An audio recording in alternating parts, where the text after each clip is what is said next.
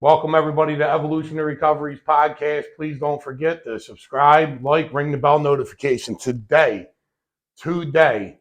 we got my Irish friend from New York here, Sean Gavin. Great story, phenomenal dude. I knew Sean for years, so how you feel today, dude, being on this shit? I feel good. I'm feeling some butterflies right now. Are you? Yeah. I'm good It's, though. I'm glad to be here. Thank you for asking. it's all good though it's all good until until it starts. You're like, oh shit, I'm okay. All right, we'll do it. Shit, it's nuts.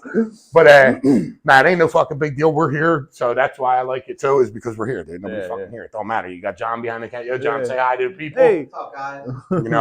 But episode 11. Yeah, this is episode 11, dude, and we've been doing good. And I'll be honest, I took a couple weeks off because, like, it is a little tough finding people. It is, and on top of it too, that this podcast shit ain't for me. So I had to come to reality with that again. Like, there's been multiple times when I did it. Like, even John's behind the camera, he'd be like, "Yo, Rob, listen, remember your purpose of it. Like, this doesn't matter about me. Mm-hmm. This is about, like, fucking you giving your message and everybody that came before you, dude, and showing people that people could get sober. Yeah. It's fucking ain't got nothing to do with me. Of course, I started it and shit like that. Ooh, big deal. Ooh, let me pull. I would have fucking. Yeah. But at the end of the day, though, this is for the fucking people. This is for the people, and you tell the truth. So whoever's watching this motherfucker, he might say some shit that might offend some people because I know how he is, dude. And I have no clue if you are or you ain't. But I'm just saying, I'd be prepared because it is what it is. And if you don't like it, I guess you share about it with him or me or whatever. You could say whatever you want, dude. It's not for that purpose though. But anyway, I like that you tell the truth too. I do though. Yeah. Well, you tell it. Well, it ain't that. Hold on. Let me rephrase that back. It ain't that he tells the truth. The motherfucker will say what's on his mind, and which is the truth. But and I get like that too. And it's like I don't care what people, So whatever. But anyway, yeah, dude. So anyway, we're in the car. For one, let's get this together, dude. I show Sean. I'm doing Facebook Live. I'm like, yo, happy Sunday. It's fucking Saturday, bro. And I'm on live saying Sunday. I don't even know what day it is. I'm shot out. You know what I mean? I get up, I grind, I run, boom. Yeah. And I do it. I just do it, dude. Be a nail type of guy. That's what my boy down in Florida, we talked about it. Like, be a nail dude. You know what I mean? That's what I live off of, kind of. Like, if I'm thinking about something, I got to get something done, do it now. Boom. Yeah. Because if not, then you procrastinate, you sit back, and never even gets done. So yeah, I jump up. I think it's fucking Sunday. It's fucking Saturday, dude. That's insane. I picked you up. You got an egg sandwich. You never ate the egg sandwich. Like, it's nuts. You never even ate the egg sandwich. Yeah. Like, yo, you want one? Like, he didn't eat them himself. You got an egg sandwich. But and then we're in there, dude. Yo, bro. Like, so all right. So everybody knows, dude. We'll get into more about this. But so, how old is your grandfather? He's gonna be 98 this year. 98 years old. Where's he from? Donegal, Ireland. He came over, I believe, in his early 20s, I believe. Yeah. And where's he live now? He lives in a home in the Bronx called Little Sisters of the Poor, which is a great home for him, something that he was seeking for himself. It's a nice old age home with the Catholic faith very instilled in it. Yeah. So when did he stop driving? A couple of years ago. Yeah, so mid-90s. So because I said to Sean, the guys up there in age nobody judged me for it, but I'm like, yo, we could do this in memory of your grandfather. He said, what? He said, my dad died. He said, dude, I said, oh, sorry to hear that. He goes, my grandfather's still alive. We said, what? He said, that's crazy. 98 years old, dude. 98 years old. I mean, how could you not respect the Irish hustle and that, dude? These fuckers don't die. They fucking live and stay alive forever, dude. So my so I got to deal with you forever. Oh, Jesus Christ.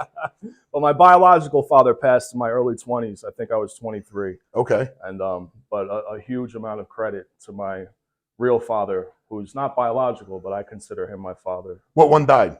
My biological father, who is hardly in my life. Fucking tired. What one died? What one's in the ground? The not so good one? So he passed. Yeah, you could say that. I don't want to bury him again, Rob. God. But all credit goes to my father, David, who's not my biological father, but is my father, my grandfather, my Uncle Brian, my Uncle Patrick. Those are the male figures that I give amounts of respect to and I look up to and admire, Yeah. And my real biological father was no good influence on me. He wasn't in my life. It was cool to reconnect, and I wish I could have built something in the future from 23 forward, but it didn't happen. He passed away. Yeah. All right. Well, I mean, and how old are you? I'm 41. Yeah. So fucking.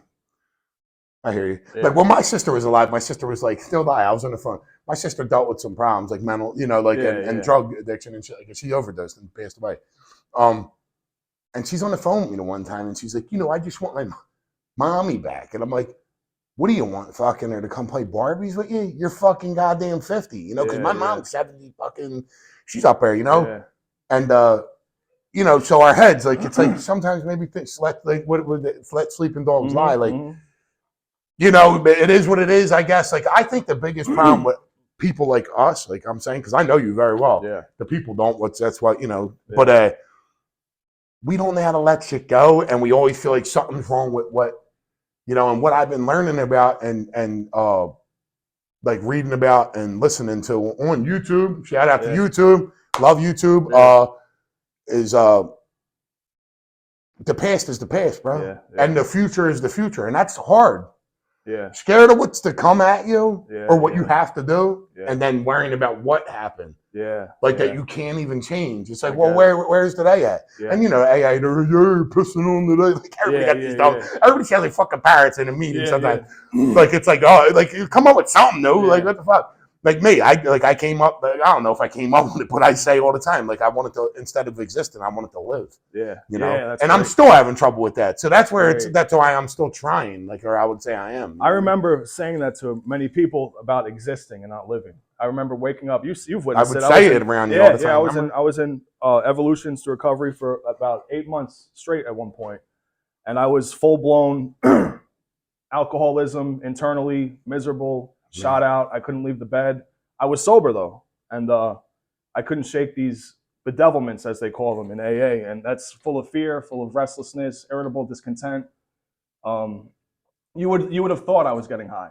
I remember you coming up to the room and like, "Oh, are you good? Like, are you okay?" Like, and I remember just saying, like, I sat on the bed. I didn't want to get out of bed. Sat on the edge of the bed. You were like, no, you sat on the bed next to mine and looked at me like, "Yo, everything's gonna be good. It's gonna work out." And I just could not see that. And this is in sobriety, without doing the program of action of the 12-step work. That's what helped change my life. Sponsor helped you. Woo, did he? He was on your show a few episodes back, Eddie. Yeah. I heard him speak last night at Sacred Heart. Eddie Dunn. Eddie Dunn's the man. Mr. Dunn. Yeah.